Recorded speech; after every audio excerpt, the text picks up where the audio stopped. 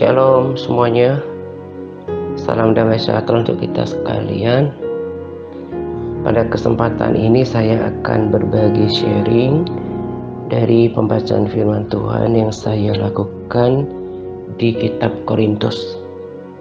Tetapi sebelum saya bagikan sharing ini, saya akan berbagi apa yang saya dapatkan dari persekutuan doa beberapa hari terakhir ini gitu ya. Nah, jadi saya nggak tahu apakah para sahabat mendapatkan pengertian dan pemahaman yang sama gitu ya, bahwa tahun-tahun terakhir ini sejak pandemi 2020 ya ke sekarang itu sudah 3 tahunan gitu.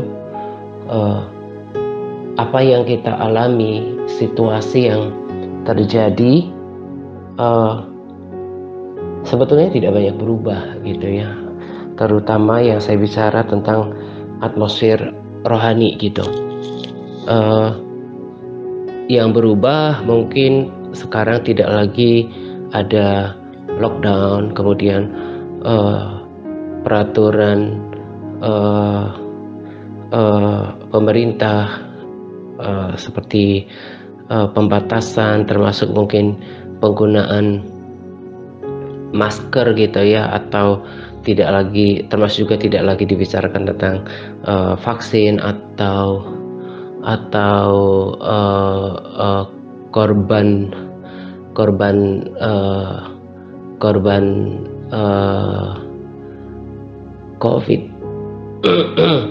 COVID seperti dulu gitu ya.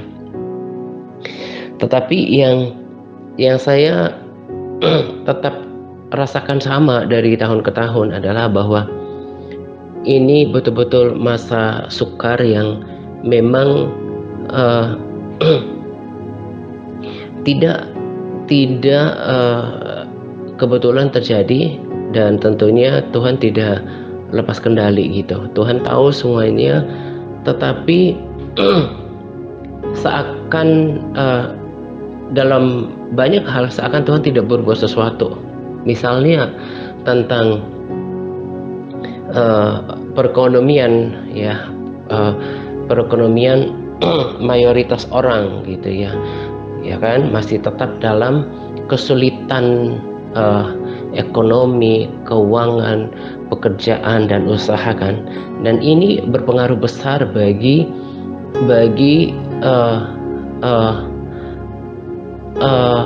semangat hidup manusia itu sendiri, tak terkecuali orang Kristen gitu ya. Ini menjadi sebuah fakta yang menguji iman atau percaya penuh kita kepada Tuhan. Dan yang saya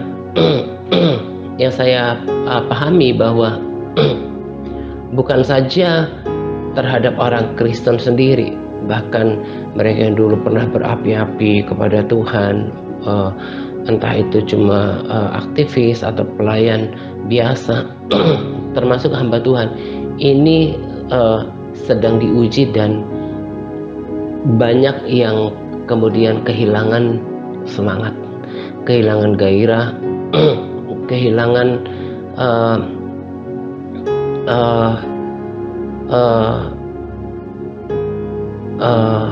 hasrat untuk mengikut Tuhan, terlebih melayani Tuhan gitu.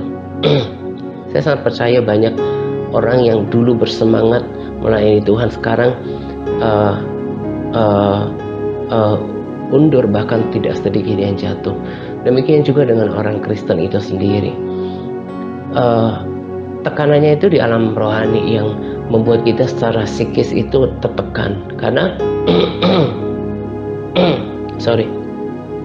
tadi saya katakan mungkin secara fisik kita nggak terlalu secara fisik seperti kayak pembatasan kita udah banyak berubah, dari tahun 2020, tetapi di secara psikologis atau secara rohani kita belum banyak berubah gitu. Dan yang saya pahami adalah bahwa ini seperti yang saya katakan tadi, itu tidak lepas dari kontrol Tuhan. Dan sama seperti perkataan saya di waktu yang lalu, ini adalah momen kalau kita sungguh-sungguh dekat sama Tuhan, kita dapat pengertian daripada rohnya. Ini adalah waktu di mana memang Tuhan mau melihat sesungguhnya. Masa sukar itu adalah arena yang terbaik bagi Tuhan untuk melihat isi hati setiap orang. Apakah tetap percaya penuh kepada Tuhan? Apakah dia punya pengenalan yang baik kepada Tuhan? Apakah dia masih tetap berpegang pada janji-janji Tuhan? Atau segera berpaling? Dalam perumpamaan tentang penabur juga kan, salah satu yang membuat orang kemudian berpaling daripada kebenaran firman Tuhan yang ditabur adalah kesulitan atau kesesakan hidup. Cerita awal saya ini ada hubungannya dengan salah satu pesan sharing yang saya akan bagikan hari ini. Di ayat sebentar, di ayat 17 2 Korintus 4, nanti dicapas ya.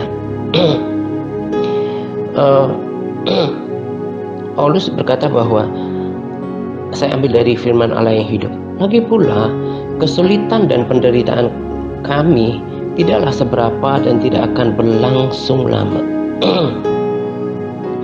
Masa sulit yang pendek ini akan berakhir. Ya, berakhir dan juga berakhir dengan berkat Allah yang melimpah ke atas kami untuk selama-lamanya. Jadi kami tidak memperhatikan apa yang kami lihat sekarang, yaitu segala kesulitan di sekeliling kami.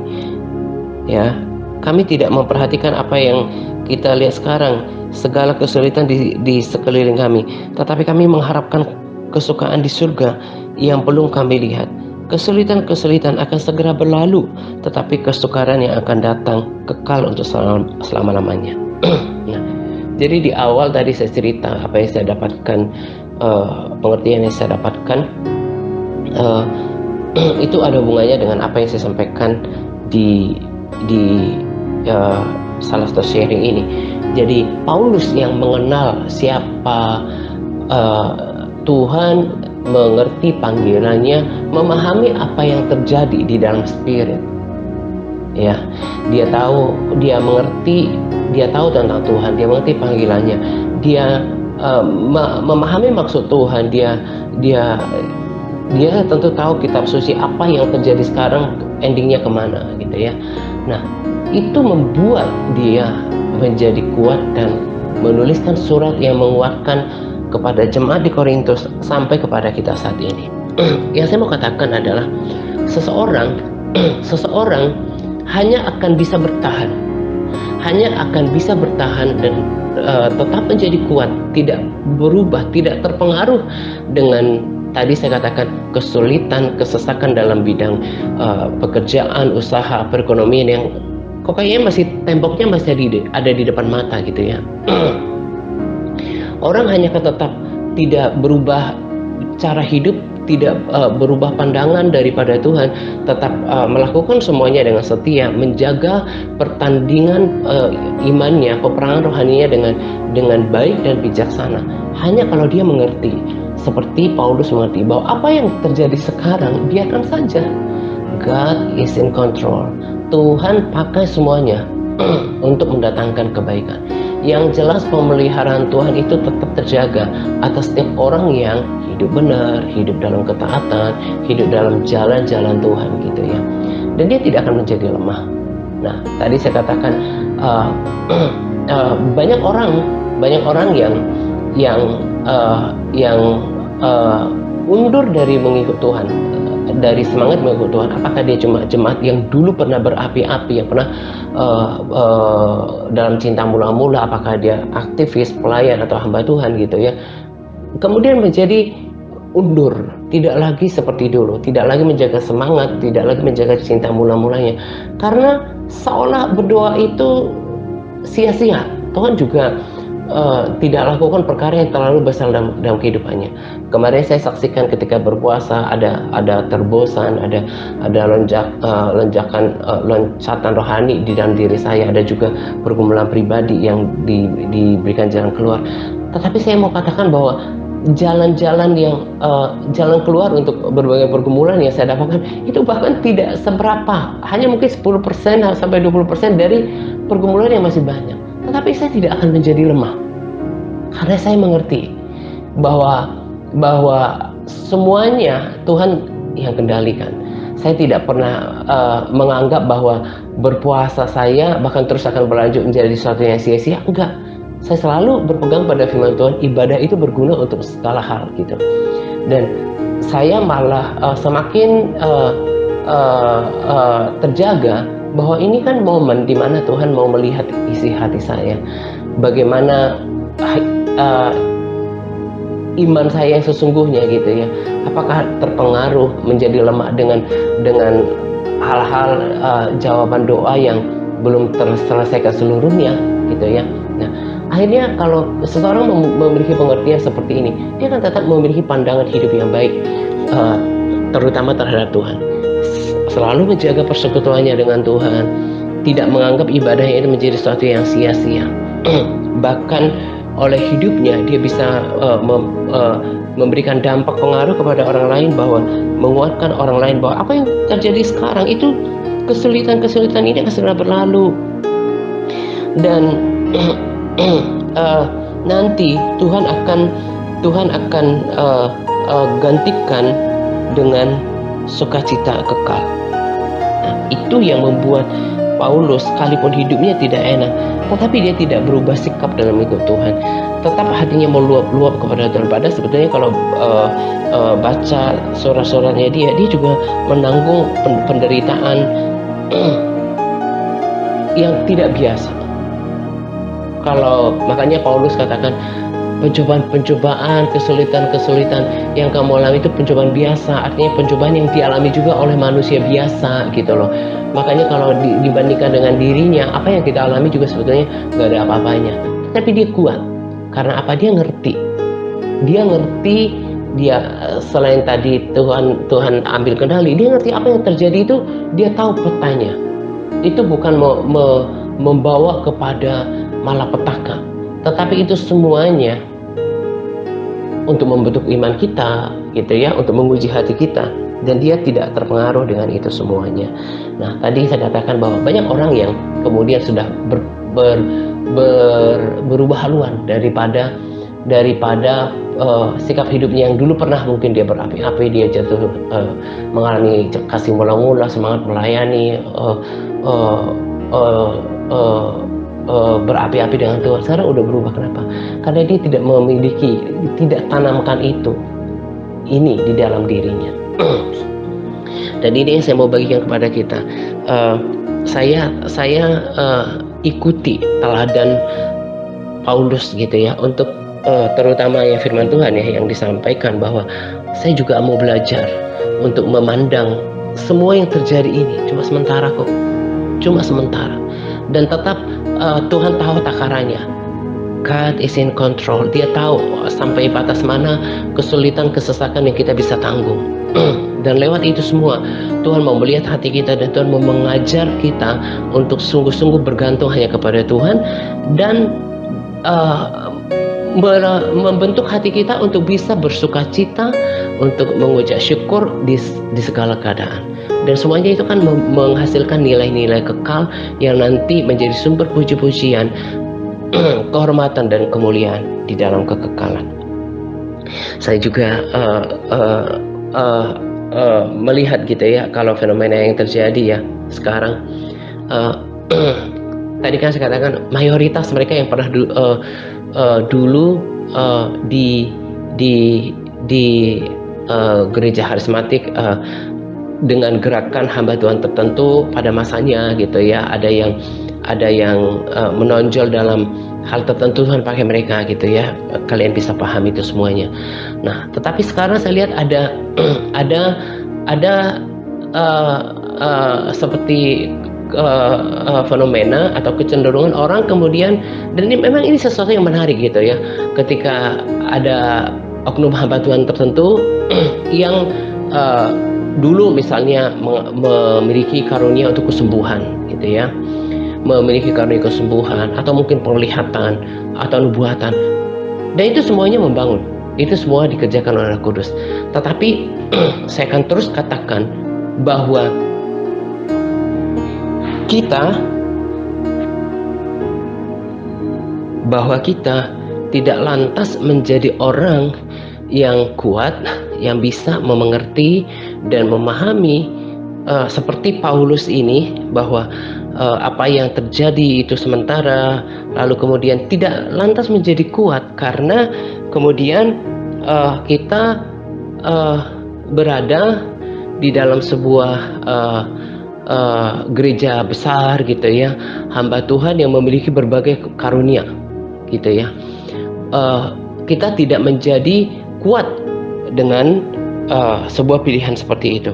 Semata-mata yang saya banggakan di dalam pelayanan ini, yang saya sudah praktekkan adalah semata-mata ketika kita selalu bertekad untuk menjaga persekutuan kita dengan Tuhan, menjaga komitmen diri kita untuk tetap membaca, merenungkan firman Tuhan, untuk tetap memelihara ketaatan kita. Itu yang juga dipuji oleh Paulus kepada jemaat Korintus. Dikatakan seperti ini di 2 Korintus 7 ayat 15. Kasihnya kepada kalian semakin dalam setiap hari. Dia mengingat ketaatan kalian dan bagaimana kalian menyambut dia dengan hormat dan segan. Ini tentang orang yang diutus kepada jemaat Korintus gitu ya. Dan bagaimana jemaat ini adalah jemaat yang taat. Padahal mereka juga sebetulnya bukan jemaat yang enak secara jasmani ya, secara kelimpahan. Tetapi mereka adalah jemaat yang kuat. Nah, yang saya mau katakan adalah bahwa kalau kita mau tetap kuat ya, tetap kuat di tengah-tengah situasi, kondisi yang tidak enak, kesukaran, kesesakan, cuma satu jalan yang terbaik adalah tetap percaya kepada Tuhan. Tetap percaya kepada Tuhan. Jangan pernah punya pikiran yang tidak baik terhadap Tuhan. Lalu kemudian jaga persekutuan itu. Jaga persekutuan pribadi dengan Tuhan. Tetap membaca, merenungkan firman Tuhan setiap hari. Menjaga ketaatannya, menjaga persekutuannya dengan Tuhan. Bahkan seperti yang kemarin saya katakan, menjaga ibadah puasanya kepada Tuhan. Karena lewat ibadah yang seperti itu akan menambahkan kekuatan yang baru untuk kita gitu ya, akan memperbesar kapasitas rohani kita. Bukan faktor eksternal yang membuat kita kuat, tetapi semata-mata hubungan kita dengan Tuhan, persekutuan kita dengan Tuhan gitu ya. Jadi tetap pelihara itu. Saya sudah buktikan dalam diri saya. Kenapa saya bisa belajar, bisa mengikuti teladan Paulus adalah karena saya mengerti apa yang dituliskannya gitu ya. Dia sangat suka ketika jemaat-jemaat yang dipimpinnya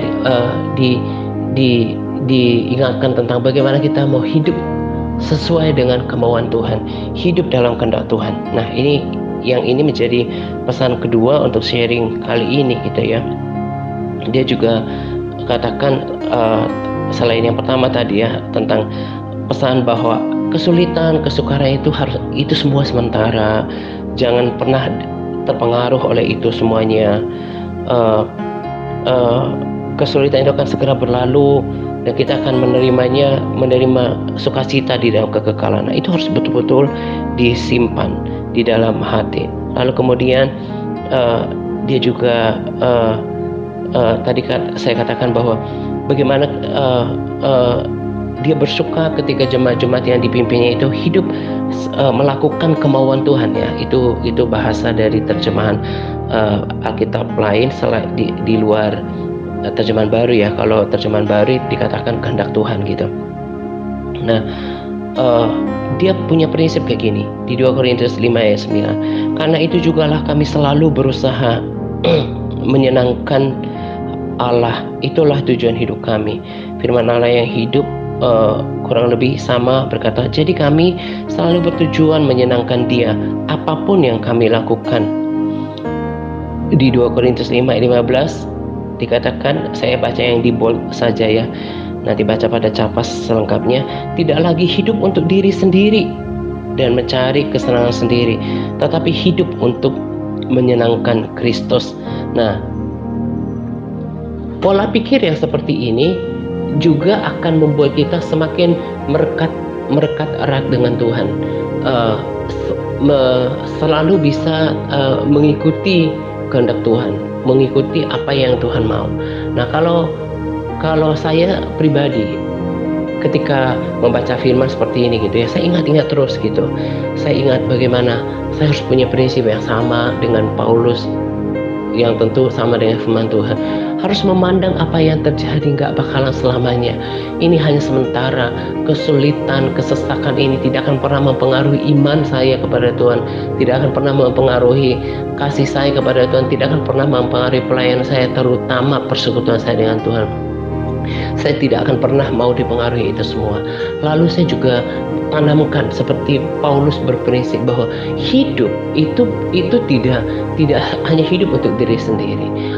Orang bekerja, berusaha, membina karir supaya menjadi orang yang sukses, itu tidak ada yang salah. Tetapi kemudian kalau tidak diikuti dengan sikap yang mengerti bahwa hidupnya itu, ya, setelah dia menerima keselamatan daripada Tuhan, hidupnya itu sebetulnya untuk Tuhan. Berarti apapun yang diperbuat harus seperti untuk Tuhan dan dipersesuaikan sesuai nggak dengan kehendak Tuhan. Misalnya dalam membeli pekerjaan, dalam membeli usaha, jangan cuma melihat bahwa oh ini untung gitu ya, tipu-tipu, nggak jujur dilakukannya hanya untuk untung, atau bahkan melakukan pekerjaan yang tidak seturut dengan firman Tuhan, usaha yang tidak seturut dengan firman Tuhan. Nah, itu kan berarti sudah menyimpang, bukan lagi pekerjaan, bukan lagi usaha yang tujuannya untuk Tuhan gitu. Nah, jadi hidup harus dimengerti bahwa hidup yang sekarang, sisa sekarang, nanti baca lengkapnya di surat ini dikatakan kita sudah mati bersama dengan Tuhan. Maka kita harus mempergunakan sisa hidup ini untuk Tuhan gitu. Bukan berarti semua jadi full timer, jadi hamba Tuhan, enggak. Tapi apapun yang kita lakukan itu harus surut dengan kehendak Tuhan. Bahkan dalam hal sederhana, apakah perkataan-perkataan saya ucapkan itu adalah untuk Tuhan gitu ya, seturut dengan kehendak dan kemauan Tuhan? Apakah yang saya pikirkan, apa yang saya rencanakan, saya perbuat itu seturut dengan kemauan dan kehendak Tuhan apa enggak? Apakah cara saya mengelola waktu, mengelola berkat, menggunakan tubuh saya ini sesuai dengan kehendak Tuhan apa enggak? Itu harus menjadi pola bagi seseorang yang mengerti kenapa dia ada sekarang, hidup untuk Tuhan. Jadi kalau tadi saya katakan udah ngerti kesulitan yang sementara, lalu kemudian juga dia tahu bahwa hidup sekarang kan untuk Tuhan gitu, maka dia tidak akan bermalas-malasan. Dia ngerti bahwa dia tidak mau dipengaruhi oleh keadaan sehingga kemudian dia tidak berbuah untuk Tuhan. Yang Paulus lakukan adalah bagaimana hidup untuk menyenangkan hati Tuhan. Nah, hubungannya dengan ini adalah dia singgung juga tentang hidup dalam kekudusan gitu ya. dikatakan di sana bahwa kita semua yang bersatu dengan Dia, dengan Yesus secara rohani, juga sudah mati terhadap cara hidup yang lama. Kristus mati untuk semua, supaya kita yang masih hidup tidak lagi hidup hanya untuk diri kita sendiri, tetapi untuk Tuhan. Lalu dikatakan bahwa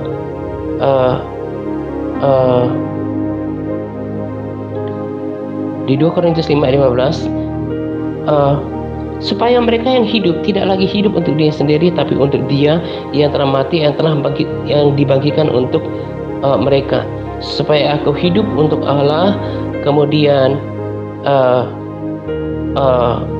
di Galatia 2 ayat 20 di terjemahan baru dikatakan, namun aku hidup, tetapi bukan lagi aku yang hidup, melainkan Kristus yang hidup di dalam aku. Kolose 3 ayat 5, karena itu matikanlah dalam dirimu segala sesuatu yang duniawi. Semuanya itu mendatangkan murka Allah. Kemudian